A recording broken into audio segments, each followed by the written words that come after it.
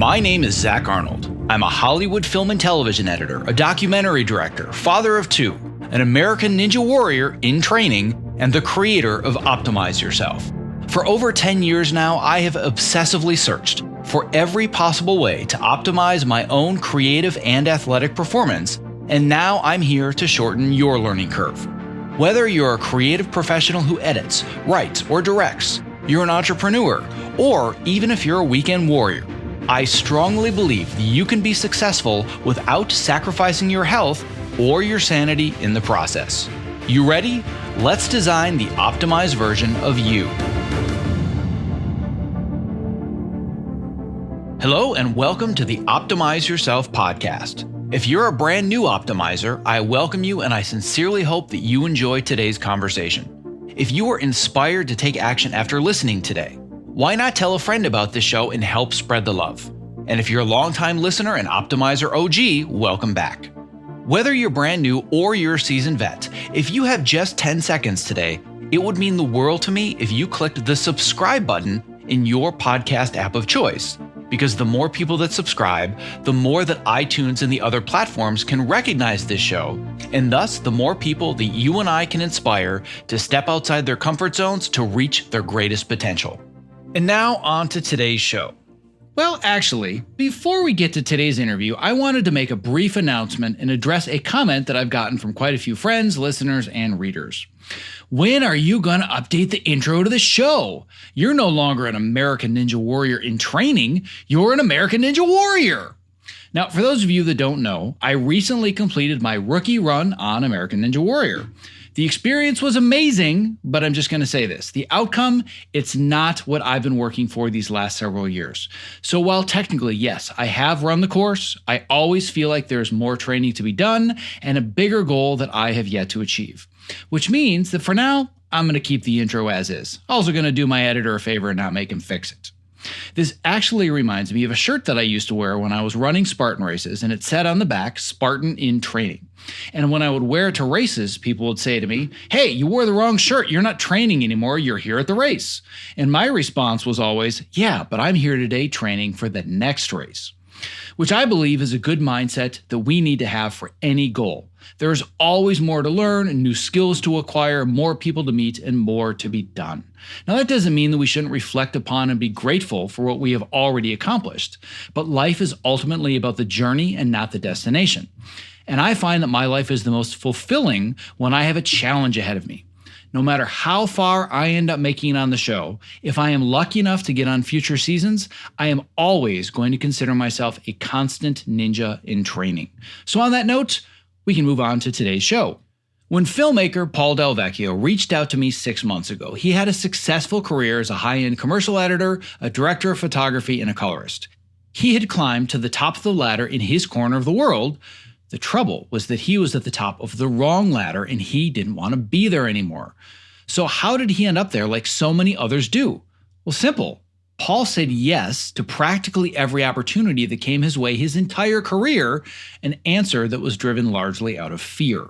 He found that every time he tried to pursue his true calling of writing and directing, he had nothing left to give to his own projects because he gave all of his mental, physical, and creative energy to other people's projects. In fact, Paul struggled so much to get into the rhythm of writing again that he convinced himself that he had run out of ideas. So then how did Paul become the absolute productivity ninja that he is now? Well, he is here today to candidly and honestly share his story and tell in his own words the steps that he took to turn his career around and rediscover his own creative flow.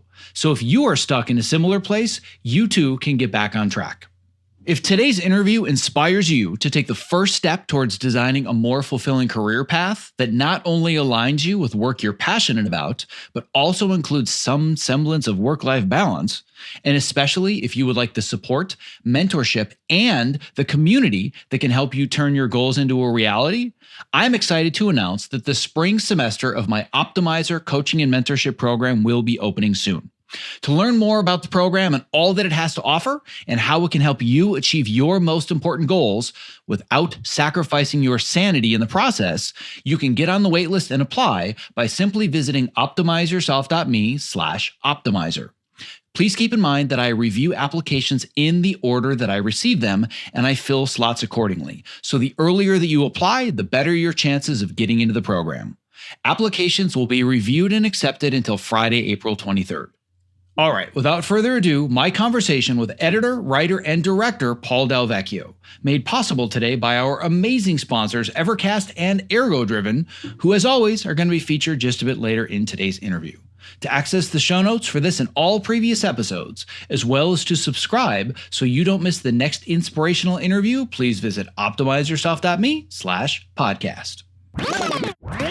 I'm here today with Paul Del Vecchio, who is a promo and commercial editor, and you're also a colorist in the New York City area. You're also a DP, and you happen to be currently making the transition to becoming a director, a writer, and a producer for feature films and scripted television, which means we're going to have a lot of different things to talk about today.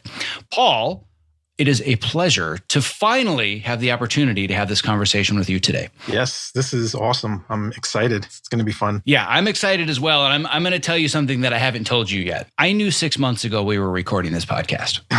Really? I knew 6 months ago when we had our introductory call, way back when you reached out. You and I, we've known each other in the past. We'd been on that post-show episode eons ago. I don't even remember what decade ago, but it was a long time ago. You and I were, guests on the same post-production show, and we've kind of kept in touch via social media.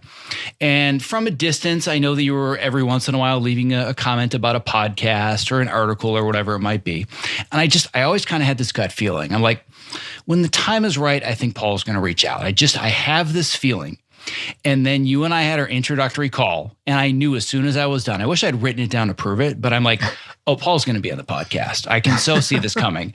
And here we are. So I'm so glad that that premonition came to become reality. That's awesome. You know, it's funny because one of the first things that when I reached out, I thought, when we talked about the program, I knew just from talking to you that I didn't want to be, I guess, like a student. And I don't know if you've had students like this. I'm sure, you've had maybe, a couple, but a student that goes through the program and then just disappears and you never hear from them again.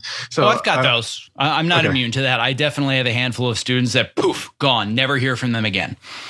I can only do so much. I can lead a horse to water. I can give them the best water in the world. I can teach them about all the various forms of water and how to optimize their drinking habits. I can't get them to drink. So yes, it happens even to me. I knew you wouldn't be one of those though. Yeah, I kind of, just from the first conversation, I was like, all right, you can't, I don't know. I felt like I need to make Zach proud. I don't want him, he's going to spend, 12 weeks? Well, it's now been 20 weeks, 20 of 24 weeks, but the initial program that we started with was 12 weeks. Yes. Right. And I didn't want, you to feel like, okay, I spent 12 weeks on him and now he's gone. I go out of my way to make sure that doesn't happen, and I'm not successful all the time, but I do my best to maintain a community where people want to stay engaged. They want to provide value to each other. We all lift each other up and grow, and I have some people that have been actively engaged for years, others that are brand new, and yeah, I've got some that do the 12 weeks and never hear a word from them again, no responses to emails. I'm totally fine with that. Everybody's journey is the same. But I want to bring up something that's really important already about our conversation. This mindset that I've got to impress Zach. We talked about this extensively, and there's this framework that I've talked about many, many times called the 4 tendencies. What's your tendency, Paul? Obliger. You, my friend, are an obliger.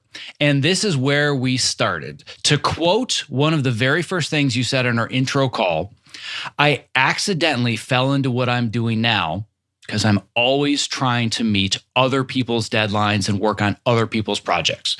So let's start there. I want to talk about why you came to me in the beginning and where your career was and how you ended up there. I mean, I came to you because I just wasn't happy where I was at in my career. I guess a lot of other people would say, oh, wow, you do some pretty cool stuff because, I'm working on commercials and promos, and some of them are for, bigger brands. And I guess some people would feel that that's success. But to me, it didn't feel like success because I didn't want to be in that arena. Like I climbed the wrong ladder, I felt like. And so I heard you talking about this on a podcast, and I was like, okay, that's me. He's talking about me. So I was like, I have to reach out to Zach, and I want to hear more about the program. So what do you think led you to accidentally climbing to the top of the wrong ladder? Because you're pretty high on a specific ladder. And like you said, from the outside perspective, a lot of people would say, gee, must be nice to be Paul, working on these huge branded projects for huge companies. And you get to be a DP and a colorist, and you're doing 3D modeling. Like, man, I would kill for that. How can you not be grateful for all of that? I definitely am grateful. The thing is that it's just not where I ultimately want to be, and I got here, so I started out making films, and then it just kind of led into, well, it was like, okay, well, now I have to make money. So I have to figure out, what I can do to make money. And it just, commercials, being in New York, commercials and advertising is huge. So I was like, okay, well, I'll try to get a job doing that. And then it just snowballed from there. And I just, I kept on going down that path. And then I realized this is not where I want to be. What was the magic word that helped you continue to climb the wrong ladder? It's an obliger's favorite word in the English language. Yes. Yes. This is something you and I have talked a lot about. You've talked about this idea of finances, and I need to keep saying yes to the next paycheck. And one of the things that you and I dug into pretty deeply is this fear of saying no because I don't know if I can afford it. Right. Yeah, that was one of the key things. Certain things happened in the past, like I had a car repossessed at one point because I couldn't pay my bills. And, so I'm sure, people have been there or at varying degrees of that.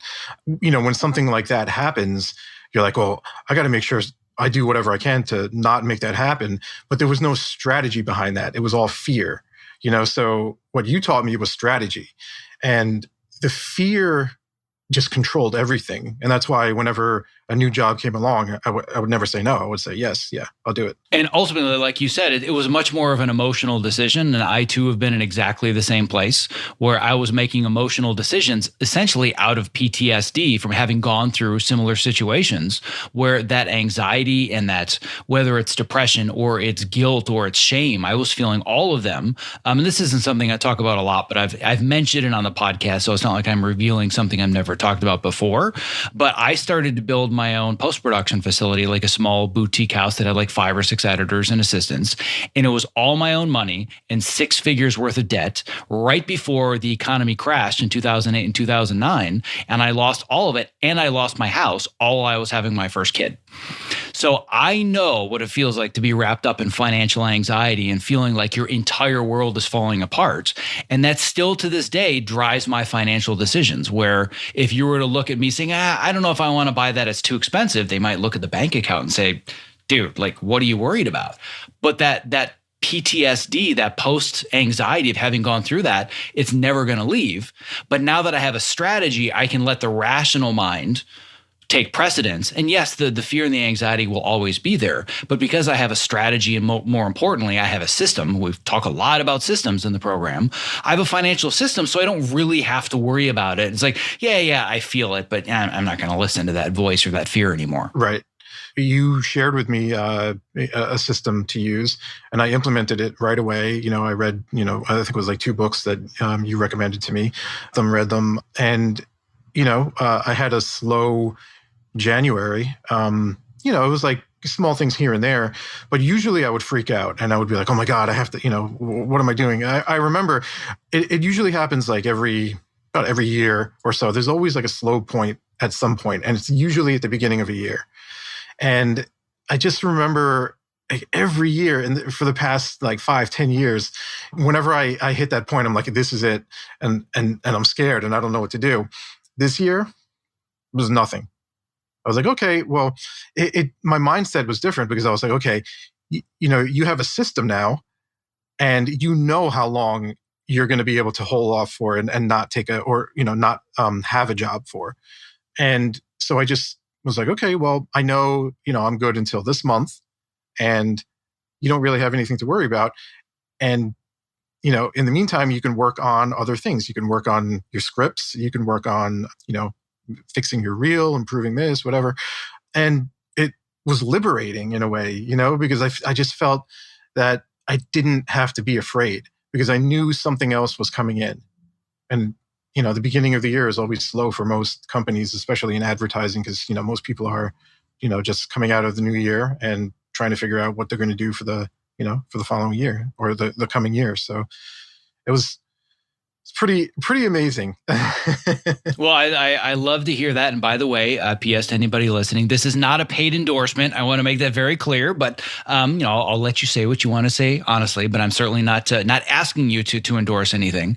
One thing that I had mentioned to you before we start recording, I want to make sure that anybody listening knows. I want to go a little bit deeper into these tactics. I want to talk about what were those books that I recommended. What are some of the systems you put in place? And when we talk about writing and writing habits, I want to get into that stuff. I just don't want to get into the weeds yet. So I'm going to put a pin in that. So somebody's like, well, that's great, but what books, what system? Like, tell me. Like, I want you to walk away with all those resources. But where I want to go backwards a little bit first. And I want to go to the fact that you're not just, quote unquote, an editor and a colorist and a DP. You have directing experience. And there was a point in your career when you were thinking to yourself, oh man, I think I've got my calling card and now the opportunities are just going to start coming. So Yes. Let's talk about that point of your career, because that's been really pivotal, understanding that and taking a different approach now. Yeah. So I made a short film for the Diary of the Dead. It's a George Romero film. So it was for the DVD release of that film. What happened was, and I'm going to date myself here, but it was the Weinstein Company, George Romero, and MySpace. Wow. Yeah. Talk about dating yourself with all those in one little bundle. MySpace was like kind of the driving platform behind it. And they put out the word that they were doing this contest. George Romero fans and filmmakers could make their own film, enter it into the contest, and then the Weinstein Company would pick the top 20. And then George Romero would watch those and he would pick, his, the top 5 and also the grand prize winner. So we ended up winning that contest. And that was the point where I didn't think people were going to come, like pounding and knocking down my door saying, we got to work with this guy. But I thought it would open up doors. I thought it would be easier to start conversations. And it was, but it wasn't, the opportunities weren't what I thought they would be. And one of the things you mentioned in one of our earlier calls, and this was very specific, I called it out on the very first time you and I talked. You said to me, the opportunities weren't coming. And I remember telling you on that call, we need to change that approach and that mindset. Because if you're waiting for the opportunities to come, they're never going to come. And I want to teach you to create those opportunities. And you're not directing the next George A. Romero zombie project yet. But what's changed in the last 6 months in your mind and your approach between why is none of this coming to me? What's your mindset now? Well, now it's, you have to create your own opportunities. I know I have to leverage that. It was something that happened and, we won the contest and that's a great thing, but it's on me to leverage that. And so that was a mindset shift. Like I already felt that, I needed to create my own opportunities. And that's why I was making short films. I guess the mindset shift was more doing more to create your own opportunities, like reaching out to people and things that I wasn't doing because frankly, I was afraid to do them. I think it was a combination of being afraid to do them, but also you kept telling me I don't have the time. You kept saying, I just don't have the time for this because I'm commuting and I'm doing this and I'm giving everybody my ideas. And there isn't enough hours in the day because I'm just exhausted. That was another thing. Yeah. That came about when I started doing more freelance work because, obviously I was scared to say no. So that led to, always being booked. And then when I wasn't booked, worrying about what I was going to book next. So it just was this vicious cycle of like, I need to find time. And I know you hate that because there is no finding time. Oh, yes. That's one of my pet peeves. There's a lot of things you can find out there. Time isn't one of them. You want to find time? Open up your calendar app. Everybody's got the same amount. We all have the same cards that we're dealt 24/7. That's it. 24 hours a day, 7 days a week. You're not going to find more. You got to learn how to prioritize it or better manage it. which is, obviously something that you and I have dug into deeply over the last 6 months. So another thing that you brought up, and I know that I've kind of been very politely nudging this on Facebook to you more than once, because anybody that follows you on Facebook or social media, you've become Frankenstein's monster. Like every day, wrote another 10 pages. Look at my Trello board. I'm doing this. I'm doing that. And what's the thing that I have been nudging you about more than once? Productivity porn? Well, yes, that's one of them. But that was kind of a side thing. And I'm actually going to play this for you. I want you to listen to your own words in your own voice 6 months ago. Oh, no. Okay. And I want you to pick out the key phrase that you and I have beaten the crap out of since you said this. So this was back in September of 2020. So I want you to listen to this, and I want you to tell me what really sticks out for you. Yeah, I mean, I could wake up a little bit earlier so I can get that half an hour in and do exactly what you said. I could put my notepad either right next to the coffee machine or, at my desk, or better yet, where I eat breakfast, at the table. Just always have my notebook there, and I can, write ideas for 30 minutes. Which it's interesting that you also brought up executing on my own ideas versus other people's, because when I first, I was such, I was like, so in the habit of doing work for other people that when I started trying to do my own work again, which was, I don't know, probably like last year or early last year, it was so hard to get into the rhythm. And I never used to have that problem. But I was like, oh, wow, I have no ideas. I have no ideas. You were convinced that you couldn't become a writer or a director because you were out of ideas. Yeah. I'm so glad you actually brought this up, because this is, wow. Yeah, it's funny to me now that I actually thought that way, because now I feel like I have so many ideas that I can't keep up with them because. Oh my God, I love to hear that. Because I've been doing the work. Now, when I first sat down to do, just even a little bit of writing, it was hard. It was very hard. I was like, all right, I'm going to do 3 hours of writing today. And then, going through the program, you were like, you're going to set yourself up for failure that way. So I was like, okay. And you're like, what's the easiest thing that you can do? So, and, I said, put the notebook on the breakfast table so I can write down some notes. So I did that. And then from there, it went to, I'm going to write for 10 minutes today. Even if I feel like I can do more, it's just going to be 10 minutes. And then quickly that became 30 minutes. And then from there, it was like, okay, try an hour. And this was all within 2 weeks, I would say. Yeah, I was going to say, this was week 2 when we talked about what's the easiest win that gets this started. And I said, just put a notebook next to your cereal bowl. You're like, really? Like, that's it? I'm like, yeah, that's where we started, right? Yeah. Well, yeah. And it's funny too, because I remember thinking, that's so small though. That's not going to do anything. Yeah. And thinking back on that now, I was so wrong because that's the start of it. And then it snowballs. So yeah, as small as it sounds, that's the beginning part of the strategy. So you were still working the commercial job, and granted it's the pandemic and things are, probably a little bit lighter than they used to be, and you weren't commuting. But at the same time, even if you had pockets of area in your calendar during the day where you could have been doing it, you didn't believe that I actually had the capacity to do it. But then you started these little pieces. And like you said, that built some momentum. And then we threw gasoline on it with a tool called Trello. So talk to me a little bit about how Trello has changed your process, because you have taken this and run with it like wildfire. Yeah, it's weird because when I first started using Trello and learning about it, and I've never told you this, but I was like, give me a break. I have to prepare to write. And I was like, but you know what? Zach knows what he's talking about, so I'm going to trust the process. But I thought it was insane because, there are so many people who are, I see, productivity, Evernote, and all these different things, Trello and calendars. And I was just like, it's all of it is just prepping and scheduling to do the work. Why not just sit down and do the work? But then I thought, well, you're not sitting down and doing the work. So listen to Zach and do the first step. So I did.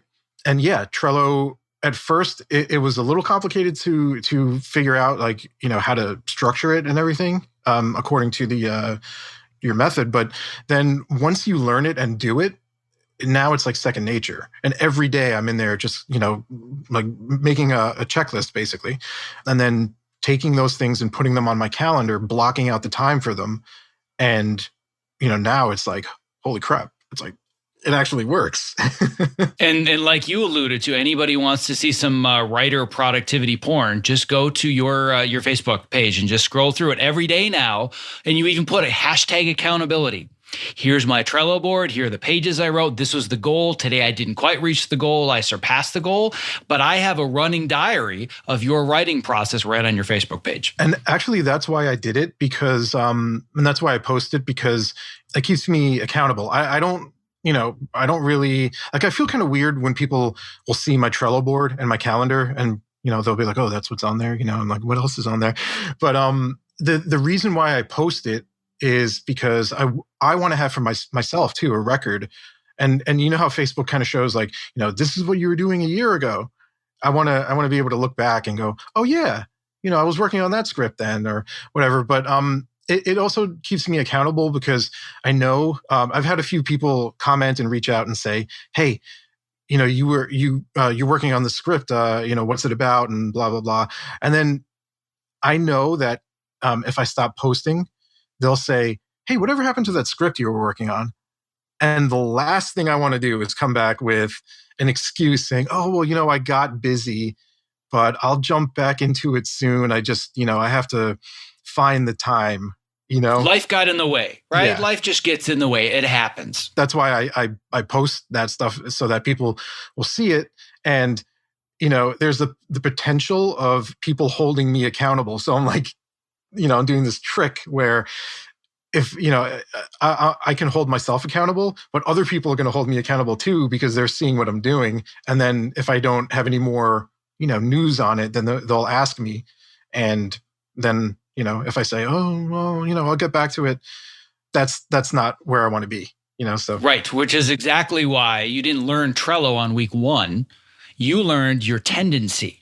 And you realize I'm an obliger, and if I'm going to follow through, I need some form of external accountability. And you decide it's going to be Facebook, because you know that works best for you. Because what a lot of people will say is, oh God, I'm an obliger, and I say yes to everybody. Can you help me fix that? Can you help me undo it? No, I can't.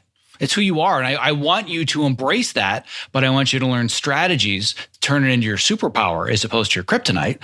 And now I'm an obliger. I accept it. And one of the tools in my toolbox is I need external accountability. And now Facebook is helping you write that script. It's funny. I didn't even realize that. I'm pulling a lot of strings here. The enlightenment just continues.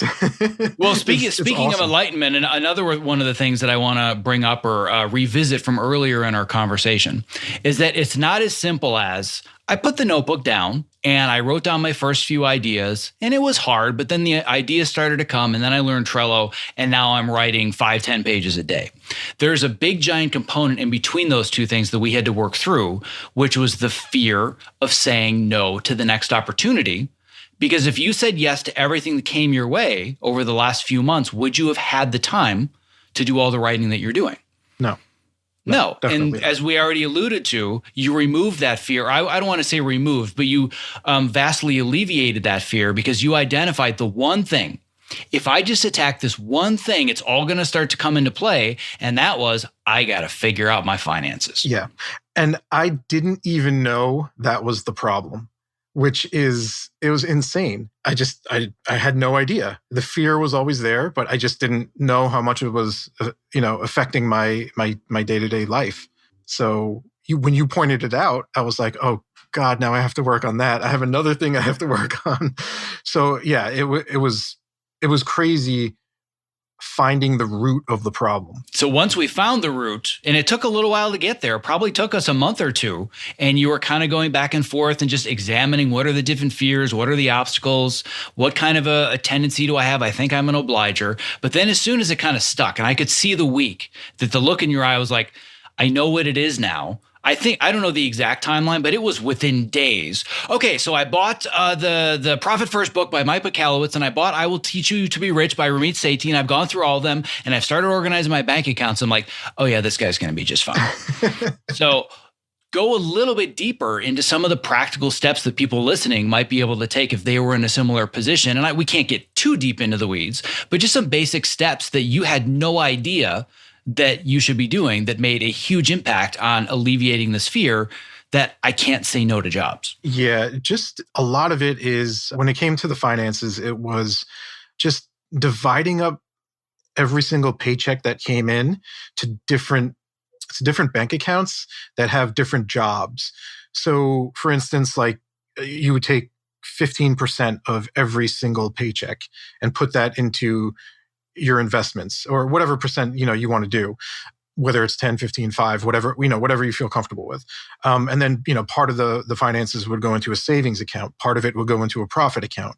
And then part of it would be for spending and spending as far as like, just random things like going out to eat. And, if you want to buy, I don't know, new sneakers or something like that, it's like guilt-free spending.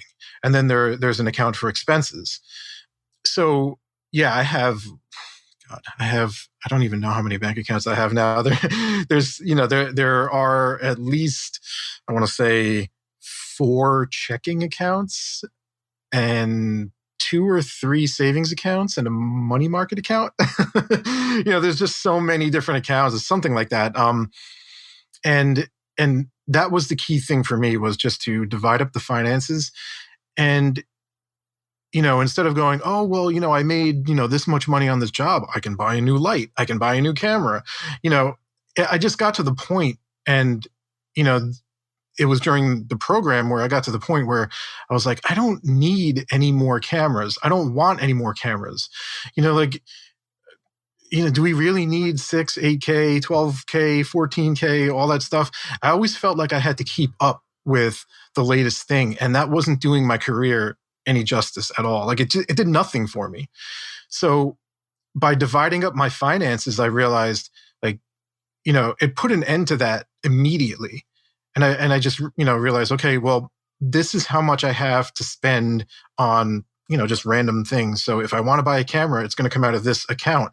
But, having the finances divided up, you can see, you have this much money in your frivolous spending account. Do you really want to spend that on the next camera that you don't need? Rather than having one huge chunk in one checking account, you have it divided up, and it just, your judgment is actually better because of that. So you're not spending on stupid things. My sincerest apologies for the interruption in the middle of this interview, but if you are a content creator or you work in the entertainment industry, not only is the following promo not an interruption, but listening has the potential to change your life, because collaborating with Evercast is that powerful.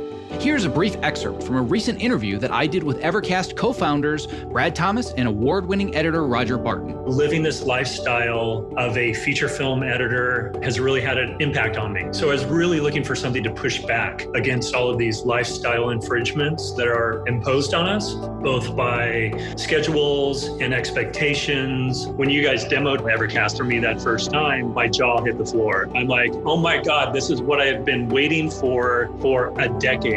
I also had the same reaction when I first saw Evercast. 2 words came to mind: game changer. Our goal, honestly, is to become the Zoom for creatives, whatever it is you're streaming, whether it's editorial, visual effects, Pro Tools for music composition, live shot cameras. It's consistent audio and video, lip sync, always stays in sync. Whether you're in a live session where you're getting that feedback immediately, or you can't get it immediately, so you record the session and you can share those clips with people on the production team where there's no room for any confusion. It's like, this is exactly what the director wants. This is exactly what the producer wants. What matters most to me is it makes the entire process more efficient, which then translates to us as creatives who spend way too much time in front of computers. We get to shut it down and we get to go spend time with our friends and family. The biggest complaint, and I'm sure you guys have heard this many, many times, this looks amazing, I just can't afford it. Tesla had to release the Model S before they released the Model 3. So by the end of the year, we are going to be releasing a sub $200 version a month of Evercast for the freelancer and indie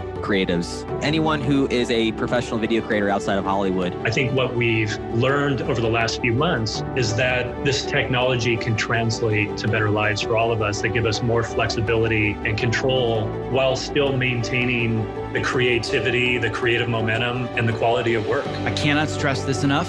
Evercast is changing the way that we collaborate. If you value your craft, your well-being, and spending quality time with the ones you love, Evercast now makes that possible for you and me. To listen to the full interview and learn about the amazing potential that Evercast has to change the way that you work and live, visit optimizeyourself.me/Evercast. Now back to today's interview.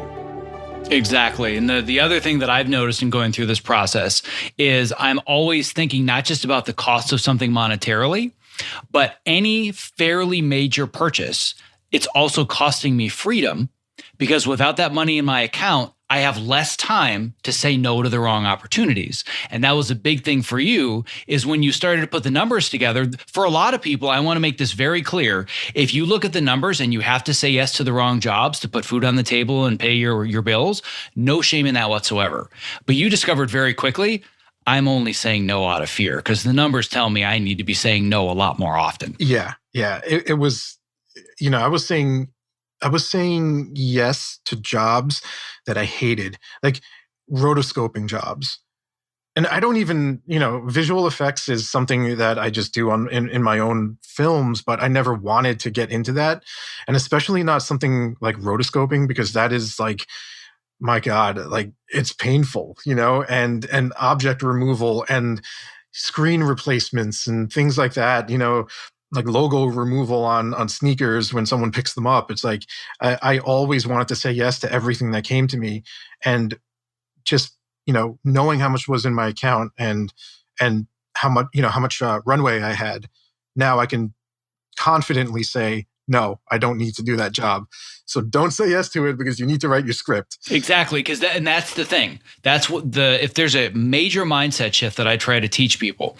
When you say yes to something, you have to identify everything you're saying no to. Because if I say yes to the next huge TV editing opportunity, I have to say no to a lot of stuff, which is why I've become so selective. And the perfect opportunity, the dream package for me is Cobra Kai.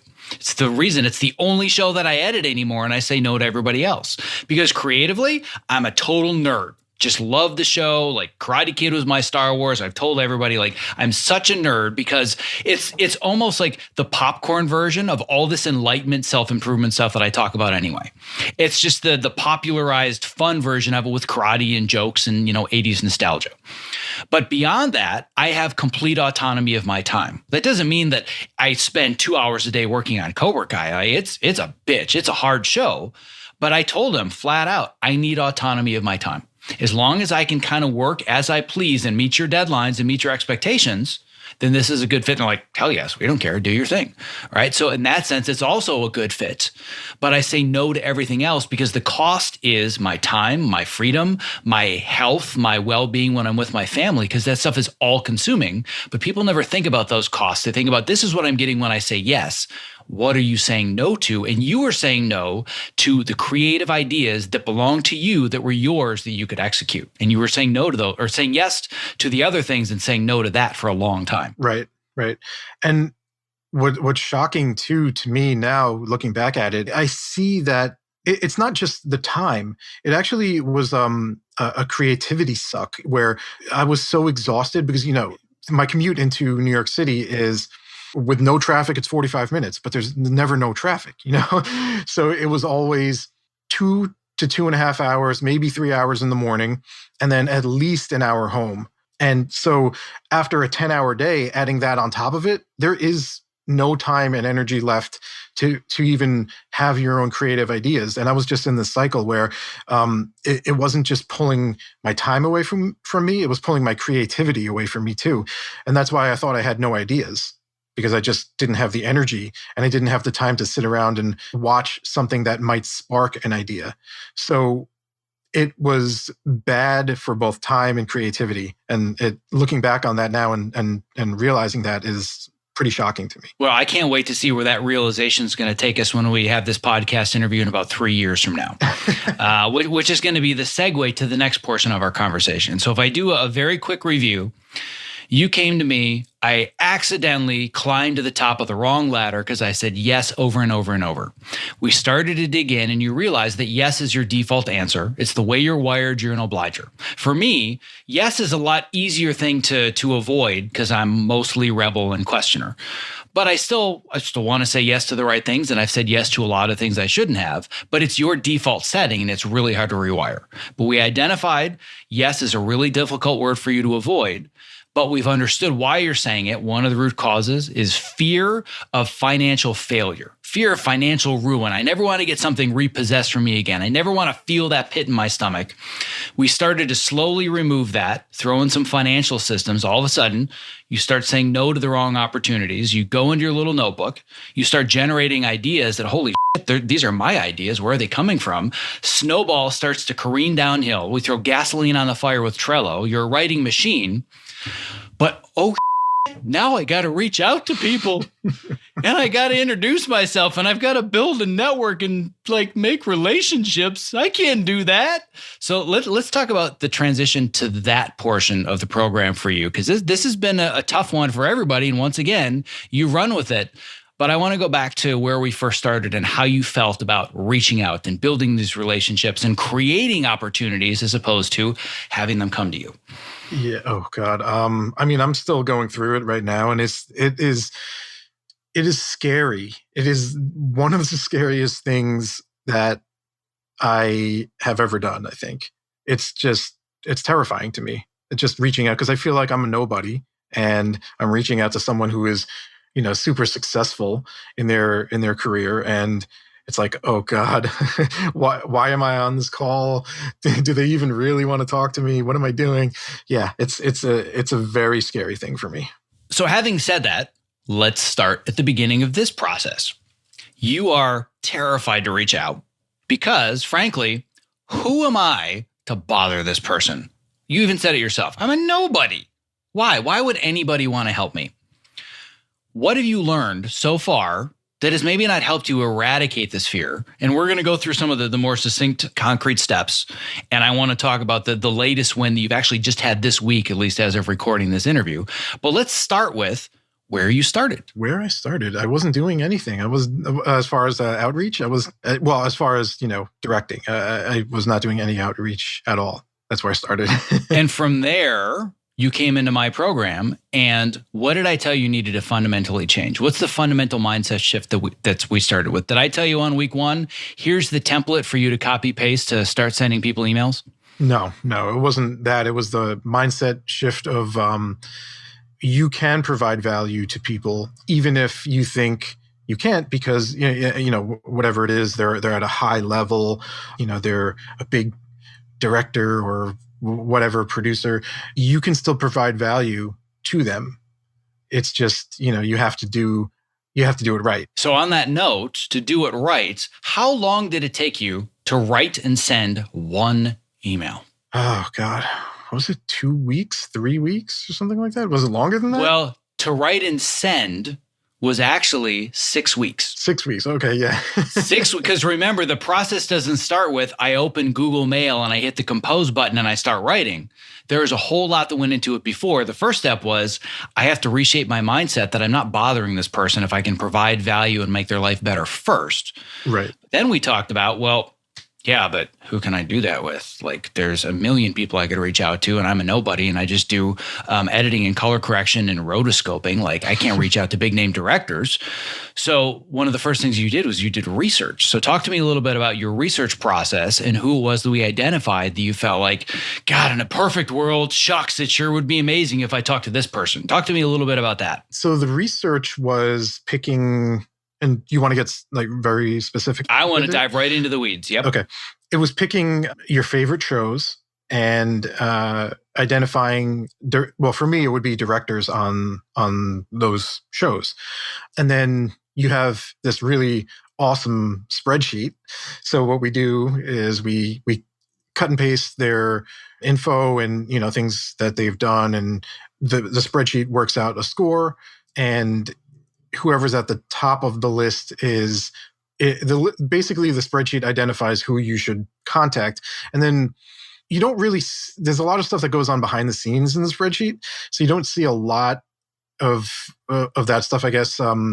But then you start to realize like, wow, yeah, that's right. This guy is the perfect person. Because for me, it identified someone who was moved up from assistant editor to editor and then to director. So that is kind of along the same path that I am traveling, where I'm an editor and I'm trying to transition, or sorry, not trying to. I am another mindset shift. I want you to say that one more time, because I've beaten this into your brain and I didn't have to correct you this time. So say that again without me interrupting you. Yeah. So I am an editor currently transitioning to director in scripted television and film. You're no longer trying, hoping, maybe, like all a bunch of shit in your head that doesn't need to be there. So you are making the transition. So sorry, go on. Yeah. So the spreadsheet identified someone who basically traveled that same path or a similar path. And that was the person I reached out to. And one of the things that you told me at the very, very beginning of this process in your introductory call is I feel like I have wasted so much time because I didn't know the path. I just took this job and that job and I had no idea what the path is. And I need to figure out the path. I don't know your path, but if you can find somebody as close to walking the path that you have, then they might be able to help you along the way. I believe there's a word for somebody that guides you along those paths. What are they called? A mentor. They're called mentors. What's another word for them that we talk about in the program? Oh, Sherpa. Yes. So you needed to find a Sherpa. I would consider myself a mentor to you, but I can't be your Sherpa because I have not walked the path that you want to walk next. So we identified who is your Sherpa, and all you did was put in a whole bunch of names in IMDb and added criteria significant to your specific goals. It's not going to work for everybody with the same criteria, but based on shows you enjoy and people you've connected with or whatever it might be, a name just beep, came right to the top of that list. Whose name was that? You want me to mention him? Hell yeah, I want to dive right into it, man. His name is Dan Liu. He is now he was an assistant on The Walking Dead, and then he became an editor, and then he became a director, and now he is directing on bigger a lot of the bigger shows that are out now, and some shows that actually haven't come out yet. So he's like kind of exploding right now, and that was who I reached out to. So let me get this straight. You direct one short film like 10, 15 years ago that has something to do with zombies and George A. Romero. And now you think that you can reach out to Dan Liu, who's directing The Walking Dead and bigger shows. Like, who do you think you are? Aren't you just going to be bothering this guy? Like, why even bother? It's the thing we talked about the mindset shift is that there's a reason why people, like, especially us in this creative field, there's a reason why we do what we do.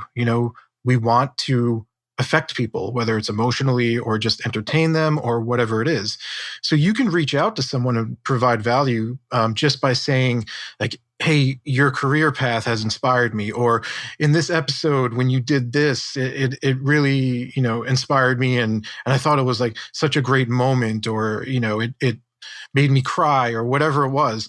And you're providing value to them because you're essentially giving them the reason why they do this is, to evoke emotion and entertain people.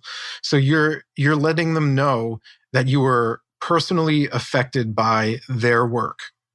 And that is a way of providing value. Really? It's that simple? Come on. It cannot be that easy. That seems ridiculous. Like, you didn't tell the guy you're going to mow his lawn for a month or anything? Like, you just have to tell him you're inspired by his work? Come on. It's, you know what? This all sounds good in theory, but it can't actually lead to results, right? Well, that's what I thought too. I was like, well, that's it. And then, I put myself in his shoes, and I said, well, what if someone reached out to me and they said that, and they commented on my work and they said, hey, I was really, inspired by your work. And, first of all, for me, if someone said they were inspired by my work, that to me is like, holy shit, like really? I affected you that much? When you provide value to someone by saying that, their work inspires you or it affected you emotionally, yeah, I mean, that's all it really, it's one way of doing it, but it's an effective way of doing it. Let's talk about results, because this all sounds great in theory, and it all sounds great for an ultimate guide to get people to, join an email list. But let's talk about results. This is the part that I'm really excited about. So you mentioned this idea that you took weeks to write this message. And I want to talk about something that we talked about, either it was in today's class or maybe it was yesterday on the hot seat. I can't remember. But how much time did you spend after drafting, providing value? You workshopped this thing to death, and then you knew all I have to do is click the send button. I want to talk about that experience a little bit. Let's share with the audience, what was that like, looking at the computer, getting ready to hit the send button to Dan Liu? One word: terrifying. So paint the picture for me. Okay. So I finished the email. We workshop it. I post it in the group. People there provide feedback. I implement that feedback, and then I do a hot seat session. We workshop it. I actually, even before that. So let me start from the very beginning. Is I write the email.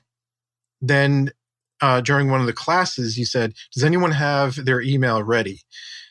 And so I raised my hand, and then, we workshopped it there, and it was huge. It was like a page long, and I knew it had to be cut down. So it got, the acts there. And then I posted it, I made some modifications, posted it in the group. People gave me their feedback. And then I also did a hot seat session where we took it further, and we picked apart the actual email and then the response. And then I was like, okay, it's time to send it. And I copied and pasted it into Gmail. And then I sat there for 20 minutes, reading it over and over and over again. And I modified like one or two more things. And I was like, okay, dude, you've been sitting here for 20 minutes. You have other things on your calendar. You got the alert, you have to start writing your script, and just send the damn email. So I was like, okay, I got to do it. So I sent the email. And then 19 minutes later, I got a response saying, hey, yeah, sure, I'd be happy to answer any questions. Let's jump on a Zoom call. And then when I got that, my first thing was like, oh my God, this is why I don't reach out to people. And I just freaked out a little bit. And then I was like, okay, well, you have to do it now. So let's go. Let's do it.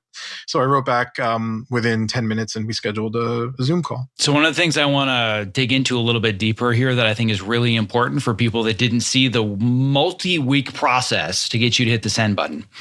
Did you ask him if he had time for a Zoom call? No, I didn't actually. I asked him if it was okay for me to reach out and ask him questions through email.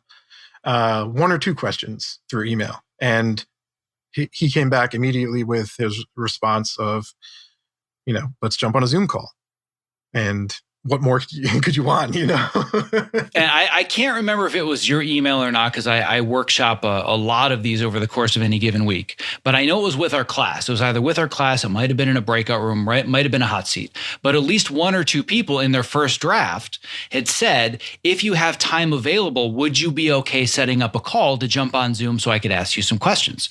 And what did I tell them? Don't put that in there. Ask if ask permission if you can reach out, but maybe, I forget, you said something like 50% of the time or something like that, they'll ask you to jump on a Zoom call. If you make the ask less, they're going to offer to you what you would have asked anyway. The whole purpose of that first message is just to start the conversation to get a response. And the question I ask you guys over and over and over, we break this down sentence by sentence. Does this sentence make it more or less likely they're going to respond? Does this sentence make it more or less likely they will respond? And we said, if you're going to have in your final question, I would like to set up a Zoom call versus, could I ask you a question or two? Which one raises the likelihood of getting a response? Clearly, it's making it simpler. But I also said, and it could have been to you or to whomever else it was, if you just have the smallest ask, most likely they're going to offer the call, which takes all of the pressure off of you to feel like you're bothering them because they offer it. Right. And then that happened to you. And I think it happened to 2 other people in our group the same week. They're like, I got a call too. I didn't ask for it. Yeah. The key is you got to ask for as little as possible by providing value first and asking just a little tiny bit in return. And usually people are more than willing to help. Yeah. And plus you don't want to make them feel like, if they get a message and they're like, oh, can we jump on a Zoom call? Then they might be like, I would love to, but I'm in the middle of like 20 things, for the next month. And I just don't know if I'm going to have the time. And then, a lot of people, they just don't want to say no, or they'll go, oh, well, I'll get back to this. Maybe I can find time. It just takes the pressure off of them, because if they don't actually have time to do a Zoom call, at least they'll say, yeah, feel free to send, your questions and I'll answer through email. And that's fine too. There's one other component that I think made you get a response in 19 minutes. And I think it's hilarious that you spent more time deliberating hitting the send button than it took to get a response. There's something about the math of that that's just magic. I spent really 20 minutes. If you just hit the send button, you would have gotten your message 1 minute before you actually hit the send button. So I love the way that adds up. But the point being that let's say that you provided all this wonderful and personal value and you were reaching out with a question or two. Would he have been likely to respond if he didn't understand where you are and how he can help you? No, probably not, because if you said, well, can I just reach out with a question or two? They're like, well, I know nothing about you, so I don't even know if I can actually help. So it lessens if they don't know enough about you, then it lessens the chance of you getting a response. Exactly. And that's an area that we workshopped ad nauseum for weeks. I am a firm believer. I've said it over and over, and I'll say it again. I believe that everybody, maybe not universally every single person, but in general, I think everybody wants to help everybody else. The problem is you haven't made it clear how somebody can help you, because it's all about me, as opposed to I want to provide value, and in return, here's a little bit more about me as it relates to you and your journey. And this is exactly where I could use some advice or where I'm stuck. We spent forever just on like those few sentences. But as we got clarity for it, it took us all of 19 minutes for Dan Liu to say, I'm in the middle of a huge show right now and I'm on set and I'm dealing with this and this and this, but I can totally help this guy and I can do it fast. And the fastest and easiest way is let's just get on a Zoom call. So I'm assuming that that's going to happen at some point in the future when Dan is available, and maybe you'll reach out in a month or two, right? You'll get a chance to talk to Dan? Yeah, that actually it happened last night. Oh, wait, hold on a second. You've had a call the same week that you sent the message? Yeah. It was funny because he was like, yeah, I can jump on a Zoom call after 6 p.m., anytime this week. So I was like, okay, cool. And I didn't want to be like, oh, well, how's tonight? So I wanted to give a little bit of time. So I was like, well, how's tomorrow or Thursday or Friday? And he was like, tomorrow works. So let me ask you a question. Did Dan seem like he was standing on an ivory tower and you had absolutely no business bothering or talking to this person? Or did you discover that, oh, Dan's just a guy and he's working hard just like I am trying to figure all this out? Obviously he's an extremely talented guy, but you psych yourself out when you start going like, oh my God, I'm reaching out to this person and I'm a nobody and they're not going to want to talk to me. Yeah, he's just a normal guy, and just like everyone else. It's like they have the same worries and fears, and some of the things that he told me about his journey, it's enlightening because you see some of the things that he went through, and you're like, wow, I'm going through that too. So yeah, the main thing is that you psych yourself out, and there's no reason to do that. The biggest question that I always have when somebody reaches out via email, they have a Zoom call, whatever it might be, it's awesome that you got a response and it's super cool that you got to talk to Dan. But ultimately, at the end of the call or the end of the email exchange, none of it really matters unless you get good, actionable advice and you know what's next. So having talked to Dan, do you have clarity and more confidence about what comes next on your path to get closer to where he is now? Yes, I do. There were things that he brought up that I didn't even think of, that I didn't know that I was eligible for. And it wasn't just, saying to him, hey, how do I do this? It was more so like asking him questions about his journey so that I can find the answers in his story. That was the most enlightening part about it, was seeing what he went through and pulling, things that I find, I guess, useful to my own journey. That was more useful than asking, hey, how do I do this? Or how do I do that? It gave me more clarity than just straight up asking for specific advice. Yeah, and that's an approach that we taught in the program that I want to make very clear to everybody is a really important approach with anybody you want to build a relationship with. I think that we have the tendency to think they're an expert and I need to seek their expertise. But I don't think Dan Liu thinks he's an expert. He is for you. Because Dan is on the exact same path or very similar path as you. He's a few years ahead. So in your tiny little world, Dan is your expert. But I don't think Dan would say that he's an expert. If you treat them as such and you ask them, what's the best advice you could give me to be successful in my directing career? God, I don't know. Dude, I'm trying to figure out my own life. I don't want to give you bad advice and feel guilty. So that's when you end up getting really generic advice. But instead, you said, you know what? I'm going to be a journalist. I just want to learn about Dan and I want to get Dan to talk about himself. Yeah. And like I said, the stories that he told me were way more useful as far as from a confidence perspective and also from a practical strategical approach. Just seeing what he did, it provided answers for my own journey. And the key word here, and this kind of is going to wrap it all up in a nice, neat little bow for me, is the word confidence. So that was going to be kind of my final official question, is if you were to look at your confidence now, about whether or not you're going to succeed as a director versus where you were 6 months ago. Talk about the before and after difference in your confidence. Oh, God. Yeah, it's funny. Just even looking back at 6 months ago, because back then it really felt like I didn't think that I started believing all these things and I didn't think that I would even really have a shot at it just because I didn't know what to do. I was like, well, maybe I'm not really cut out for this because I don't have any ideas and I just don't have the time to do it. And I just can't see myself ever, breaking out of the cycle that I'm in.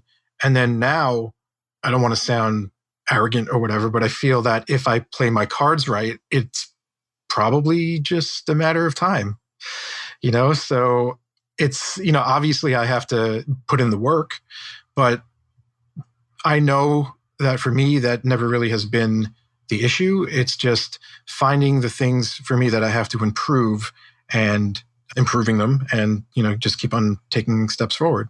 And can you control the amount of effort that you put in? Oh, yeah. Damn right you can. Can you control the timing under which this is all going to happen for you? No, not really. I mean, nope. No. I mean, overall, no, you can't. But you can control the amount of effort that you put in. And when the time is right, it'll happen. That's right. And it's not going to just come to you. You will have created it. Right. It's not just like, okay, well, when the time is right, I'm going to sit back. For now, I'm just going to sit back. And when the time's right, someone's going to magically pluck me out of obscurity and I'm going to become the next hot director. It's like, no, that's not the approach. The approach is put in the work, put in all the work and the effort that you can. And when the time is right, that's when it'll happen. And that's when you get to become an overnight success.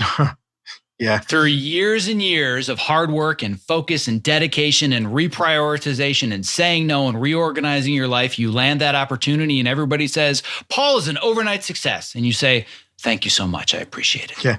Thank you so much. Look at my Facebook. I love that. That's a great response. Yeah, go ahead and look at my Facebook. Yeah. And then you'll see overnight success, Yeah, that's hilarious. So are there any other questions that I haven't asked or anything else that's important for you to discuss or bring up about this whole journey before we wrap for today? I think that really covers it. All right. So then final piece of advice. We have the next Paul Del Vecchio. He's listening right now and he's thinking, oh my God, this is me. Because there was a time when you listened to a podcast not so long ago and you said, oh my God, this is me. There's another Paul, I guarantee this listening right now. And they're thinking, it sounds like this might be something I want to do and it could be helpful, but I'm scared. I don't know if I should do this. Maybe it's not the right time, or, it's not the right fit, or, it's an investment. What do you tell the Paul that's listening right now that's saying, this is me, but I don't know what to do? Yeah, let me tell you about it not being the right time, because it wasn't the right time for me for 10 years. And then I forced myself to do this. I forced myself to join the program and take steps, because I knew, 10 years, it's been 10 years. If it was going to happen, it would have already happened probably. So I would say you have to actively put in the effort and run towards the fear. And, if you want this to happen, then you have to find someone to either guide you and then take the steps to make it happen. Or you could, just go back to doing what you're doing and hoping that someone will pluck you out of obscurity, because it has happened, right? I mean, it has happened, but what's the more interesting story that you really want to tell? Oh yeah, someone handed me an opportunity and I got lucky, or this is what I did and these are the steps that I took. Go look at the proof. I put in all the hard work and I feel like I put in all the effort and I earned it. So you earned it. That's the key. You earned it. And I also have a future t-shirt idea that I'm going to steal from you. Run towards the fear, right? I could tattoo that on my forehead. That's the story of my flipping life right now. Yeah. I mean, that's exactly what I've learned from you, that, certain things you brought up and I was like, oh my God, we really have to do that. Are you kidding me? And then I was like, you know what? You run towards the fear. That's it. That's all you have to do. Well, and here's where running towards the fear has gotten you so far. And I cannot wait to revisit this conversation in a year and 3 years and 5 years. With the amount of effort and focus and intensity you're putting into this, I have no doubt this is going to happen. I don't know when, but I have no doubt that it's going to happen. It's all going to come together. It's a scary thought for me, actually, to think about that, because just seeing how far I've come in 6 months, 3 years is, wow. It's scary. It's scary thinking about that. And it should be, but I want it to be nervous scary. I want it to be good scary. Oh, yeah. Lean into the fear scary, right? Yes. So that's what I'm excited about. Yeah, for sure. Well, at the end of the day, I may have helped to mentor and answer a few questions here and there and recommend a book or show a few tricks in Trello. But ultimately, you did all of this. The very first thing I say in video 1 on day 1, there's 2 people in this program, 2 people on this call right now. Only one of us can help you. And spoiler alert, it's not me. So you're here because of the effort that you put in and the focus and the time and the learning and the intensity. So I just want to make it very clear that you made this happen, not me. I was just there to shorten your learning curve a little bit. That's all. You say that's all like it's, oh yeah, that's it. But it is a huge part of it for sure, I think, in my opinion. Well, I appreciate that. So on that note, as somebody that focuses on time management, I do want to be very, very respectful of your time. But lastly, if anybody listening to this is inspired by your journey, and I guarantee there's at least one new Paul out there that's listening, if he wants to connect with you, he wants to learn more from you, he wants to send you some good outreach and provide you some value, what's the best way to connect with you directly? Email. You can reach me at paul@pauldv.net. And then on Twitter, you could do @PaulDV. And then that's also the same for Facebook. And then Instagram is PDELV. I love it. All right. Well, I have a feeling you're going to get at least 1 or 2 outreach messages in your near future. And knowing how to read the matrix behind the outreach message, you'll know whether or not it's good or bad outreach. But I will warn anybody that wants to reach out to Paul, you should at least look into the Insider's Guide to Writing a Great Outreach Email, because Paul's going to know if your outreach isn't good. He knows the formula now. So, I wouldn't rush, and I would give yourself some time to connect with Paul. But I have no doubt that, Paul, you too would be willing to help other people that are in a similar position as you. Oh, yeah, for sure. And yeah, it sounds scary. It's like, oh, Paul's going to know. But just, I wouldn't feel too afraid. Paul's a regular guy that just wants to help other regular guys. That's all. We're all in the same boat together. Yes, we are. So on that note, I cannot thank you enough for being so honest and open, and most importantly, putting in all of the effort to earn the position to be on this podcast today. So I really appreciate that. Thank you. Thank you for having me. This has been a lot of fun. Before closing up today's show, I would love to ask for just a couple additional minutes of your time and attention to introduce you to one of my new favorite products created by my good friend Kit Perkins, who you may recognize as creator of the Topo Mat.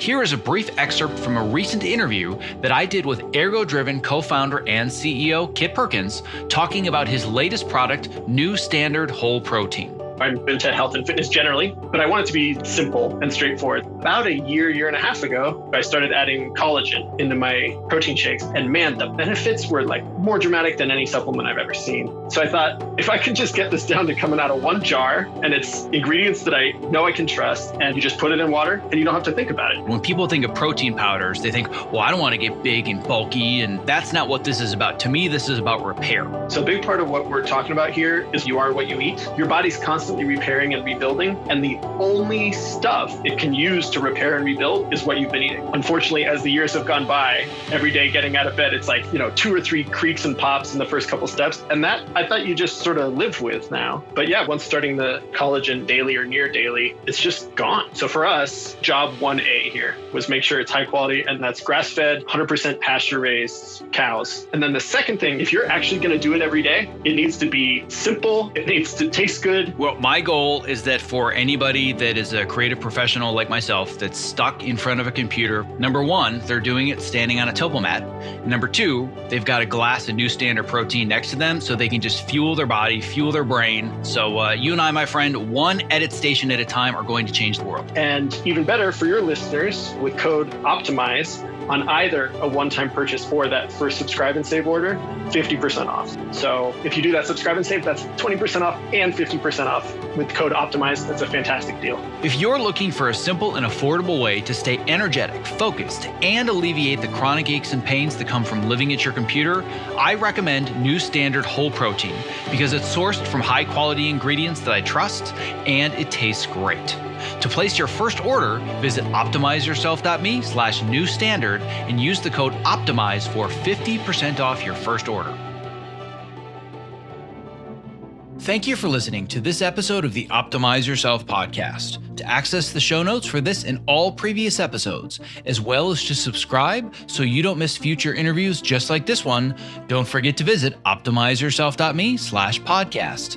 As a quick reminder, if you're interested in learning more about working with me as your coach and mentor to become more productive and design a clear path towards your goals, enrollment opens soon for the spring semester of my Optimizer program. To learn more, get your name on the waitlist and apply, visit optimizeyourself.me/optimizer.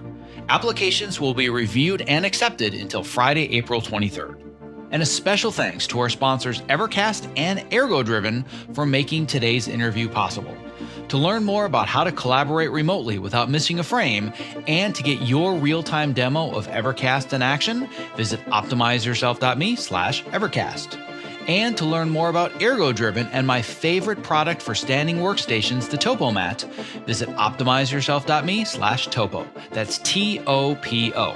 And to learn more about Ergo-Driven and their brand new product that I am super excited about, New Standard Whole Protein, visit optimizeyourself.me/newstandard. Thank you for listening. Stay safe, healthy, and sane, and be well.